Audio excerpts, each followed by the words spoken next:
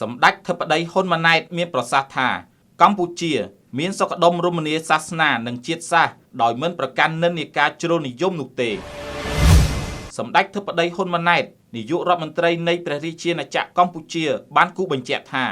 កម្ពុជាមានសុខដុមរមនាសាសនានិងរក្សាបាននូវតម្លៃនៃសាមគ្គីភាពរវាងជាតិសាសន៍និងសាសនាផ្សេងៗគ្នាដោយមិនមានការប្រកាន់យកនៅនិន្នាការជ្រុលនិយមនោះទេពោលគឺគ្រប់សាសនាទាំងអស់អាចរស់នៅជាមួយគ្នាបាននៅក្រោមម្លប់សន្តិភាពនិងការអភិវឌ្ឍក្នុងព្រះរាជពិធីស្រោចស្រពព្រះសុគន្ធវេរីថ្វាយនិងប្រគេនសម្ដេចព្រះមហាសង្ឃរាជសម្ដេចព្រះសង្ឃនាយកសម្ដេចព្រះសង្ឃនាយករង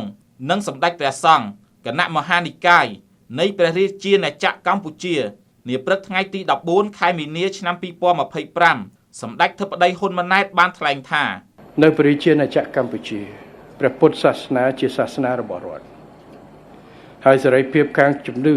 និងការប្រតិបត្តិសាសនាដទៃទៀតក៏ត្រូវបានធានានៅក្នុងលក្ខខណ្ឌដែលមិនប៉ះពាល់ដល់ជំនឿឬសាសនាដទៃទៀតសម្ដេចធិបតីហ៊ុនម៉ាណែតបានគូបញ្ជាក់ថាព្រះពុទ្ធសាសនាគឺជាមរតកដូនតាខ្មែរហើយការបង្រៀនរបស់ព្រះពុទ្ធជាប្រភពនៃសេចក្តីស្រឡាញ់បញ្ញាញាណសន្តិភាពផ្លូវចិត្តនិងបានជ្រួតជ្រាបក្នុងស្មារតីផ្នត់គំនិតអរិយាបថសកម្មភាពរបស់ប្រជាជនខ្មែរដែលបង្ហាញឲ្យឃើញច្បាស់តាមរយៈចរិតរស់រាយរាក់ទាក់ស្មោះត្រង់សុភាពរាបសារទន់ភ្លន់និងម៉ឺងម៉ាត់